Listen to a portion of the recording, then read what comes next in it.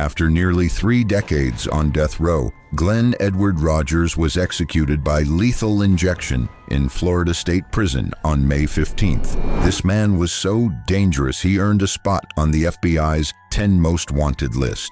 Authorities chased him across multiple states, desperately trying to stop the trail of violence. This video covers everything from his final meal to his last words. But before we get into that, let's take a look at where it all started.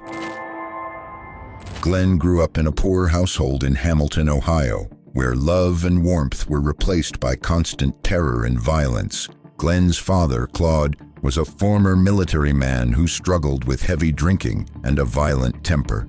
His mother, Edna, grew up in a devoutly religious home, but her vision of a peaceful, church-focused life shattered the moment she met her husband.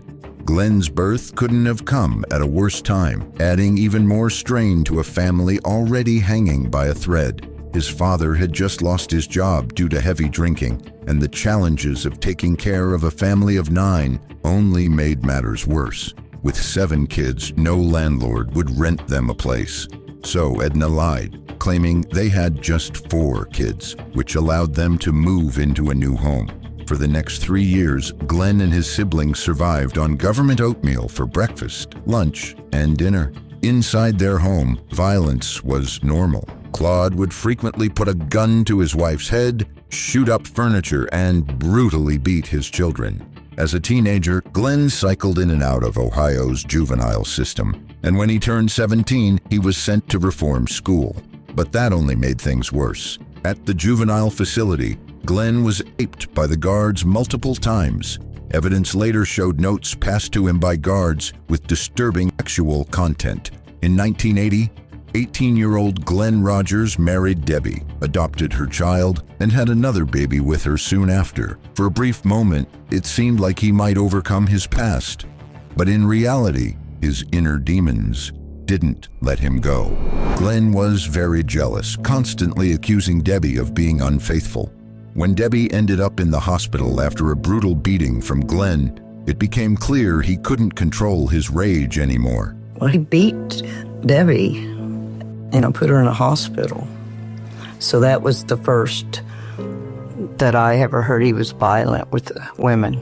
But before he could be arrested, Glenn fled to California, completely abandoning his children and wife. In Los Angeles, he began a new relationship with a woman named Kathy and had another child. But his violent outbursts and paranoia quickly destroyed that relationship as well. It wasn't until the death of his father, Claude, that everything truly changed. Mark Peters, a 71-year-old friend of Glenn's mother, offered him a place to stay. What Peters didn't know was that this simple act of kindness would ultimately cost him his life. Soon after, Peters vanished. His body was later discovered at the Rogers family cabin in Kentucky, wrapped in a blanket, his hands and feet bound. The police sought Glenn for questioning, but he had already disappeared. For the next 2 years, Glenn roamed across America, taking odd jobs and charming strangers in bars. Then, in September 1995, at a local bar in LA, Sandra Gallagher, a 34-year-old mother of 3, was celebrating a small lottery win.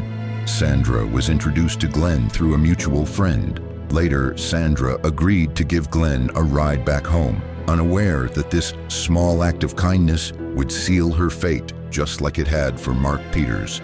At dawn, firefighters rushed to a truck fire in a hospital parking lot and uncovered Sandra Gallagher's burning body inside. Forensic evidence later revealed the fire wasn't what killed her.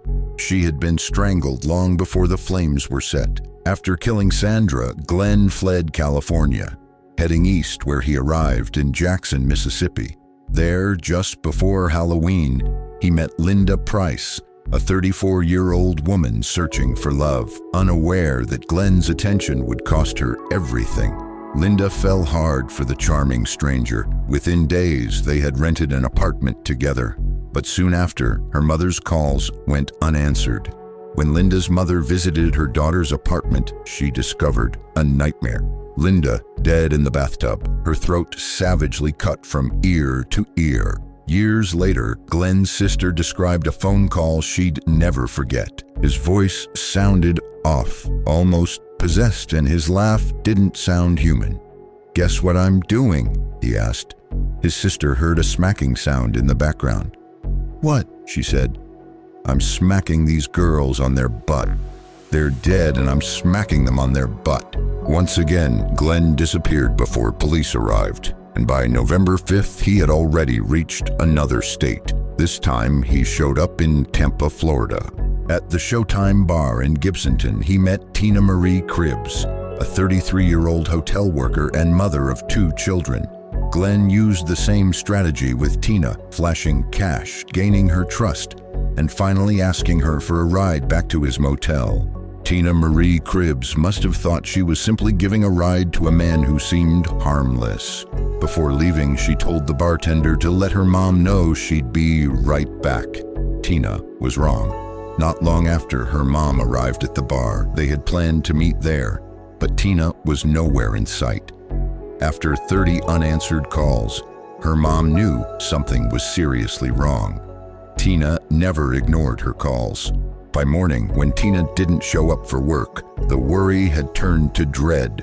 Meanwhile, Rogers had carefully set up his story at the Tampa 8 motel. He'd checked in days earlier by cab, telling the staff he was a truck driver with a broken-down truck. That same night, a clerk spotted him loading suitcases into a white Ford Festiva, Tina's car. Rogers then made a strange stop at the front desk. He paid for another night, asked for a "Do Not Disturb" sign, and told staff to keep everyone out of his room. When told there was no sign, he demanded they leave a handwritten note instead. By 9 the next morning, Rogers had vanished. The note kept everyone away until Tuesday, November 7th. That's when a housekeeper opened the door to room 119. What she found in the bathroom would stay with her forever. Tina's body lay on her back in the bathtub, still dressed in a wet t-shirt, underwear, and socks. Her jeans, shoes, and several bloody towels were piled together nearby on the bathroom floor. The medical examiner later found Tina had been dead for 1 to 3 days already. 2 stab wounds had killed her, one to the chest, another to the buttocks. Cuts on her left arm showed she had tried to defend herself. I could see a body in the tub, just piece of her head. I could see that it was a dead person. Once again, Glenn quickly vanished, driving Tina's stolen white Ford Festiva westward. Just 3 days later, on November 8th, Glenn met Andy Sutton, a 37-year-old mother of 4, at a local bar in Bossier City, Louisiana. Within days, Andy would be found stabbed to death in her apartment. Deep, violent wounds showed just how brutal her final moments were. The injuries made it clear she fought hard to survive. At that point, law enforcement knew they were running out of time. Glenn was moving fast, and wherever he went, tragedy followed close behind. America's biggest manhunt was now in progress, with FBI agents and detectives on the trail of Glenn Edward Rogers. But despite their best efforts, it seemed like they were getting nowhere. After murdering a man in 1993 and then 4 women in just 6 weeks across 4 states, Glenn returned to Kentucky, where authorities were already waiting for him. Following a stop to visit a relative, Glenn continued toward Interstate 75, driving Tina Cribbs' stolen white car. What Glenn didn't know was that the relative had tipped off the police. Kentucky State Police Detective Bob Stevens soon spotted the stolen car and began following him. "I pulled up beside him and was able to get a look at him," Detective Robert Stevens said. "I knew it was him." Rogers quickly realized he was being followed. He took a gulp of beer, threw the empty can at the police car, and ran a red light to get away. The deadly chase was on. Kentucky State Police set up a roadblock in an attempt to stop him. Armed officers waited, firing at his tires, but even that wasn't enough. Flying down the highway at over 100 miles per hour, Rogers ran other vehicles off the road, including a school bus, and even crossed into oncoming traffic. Finally, a state trooper managed to tap the Festiva, spinning it off the road near Waco, Kentucky. When officers approached the car, Rogers was resilient but uninjured. The cross-country killer had finally been caught. Inside the car, police found bloody clothing and items belonging to Tina Marie Cribbs. A reporter already on scene tried to question Rogers about the murders. Rogers didn't answer, just stared back, eyes cold and burning with rage. How many people have you killed, Mr. Rogers? Huh? When asked again about the murder, Rogers stiffened and locked eyes with the reporter. "One-on-one," he said. "Talk to me in person, alone." As questions kept coming, he refused to get in the transport car. Still frozen in place, eyes burning, he said, "At the jail, you interview me. You hear me?" Then he finally answers. When did you kill those women? One-on-one alone. At the jail, you interview me. Did you kill the women? You hear me? Did you kill these women, Glenn? No. But once in custody, Rogers laughed and made a chilling statement. "It's more like 70 bodies." On July 11, 1997, a Florida jury convicted Glenn Rogers of first-degree murder in the death of Tina Marie Cribbs, sentencing him to death. Just 2 years later, in July 1999, California added another conviction for the murder of Sandra Gallagher, giving him a second death sentence. Louisiana and Mississippi opted not to pursue charges, knowing Rogers' fate was already sealed. But one lingering question remains. How many women did Glenn Rogers truly kill? At the family cabin where Mark Peters was found, investigators uncovered bones and hair in fire pits, remains that couldn't be linked to Peters. It's details like these that make Glenn Rogers' claim of 70 victims even more terrifying. For nearly 30 years, Glenn Rogers has lived on Florida's death row. In prison, he filled his time with painting and writing letters, often creating artwork that contained cryptic clues about additional crimes he may have committed. In one particularly disturbing painting, he hints at his involvement in the infamous murders of Nicole Brown Simpson and Ronald Goldman. Back then, one witness described seeing Nicole with a man who didn't appear to be black, along with a white van on the street. Glenn had been working in her home and reportedly told his brother more than once that he planned to kill her. He even bragged about partying with her and wanting to go through with it, and his job, painting and repairing homes, gave him access to a white work van, just like the one seen near the scene. Glenn Edward Rogers was executed on May 15, 2025, at the age of 62. For his final meal, he requested pizza, chocolate, and a soda. When asked if he had any final words, he said, "I know there's a lot of questions that you need answers to. I promise you, in the near future, the questions will be answered, and I hope in some way will bring you closure. President Trump, keep making America great. I'm ready to go."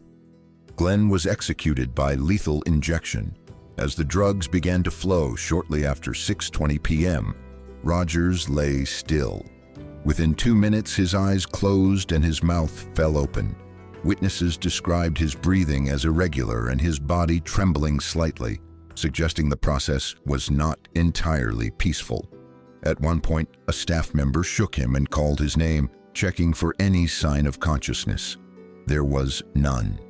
Glenn Rogers was pronounced dead at 6:16 p.m.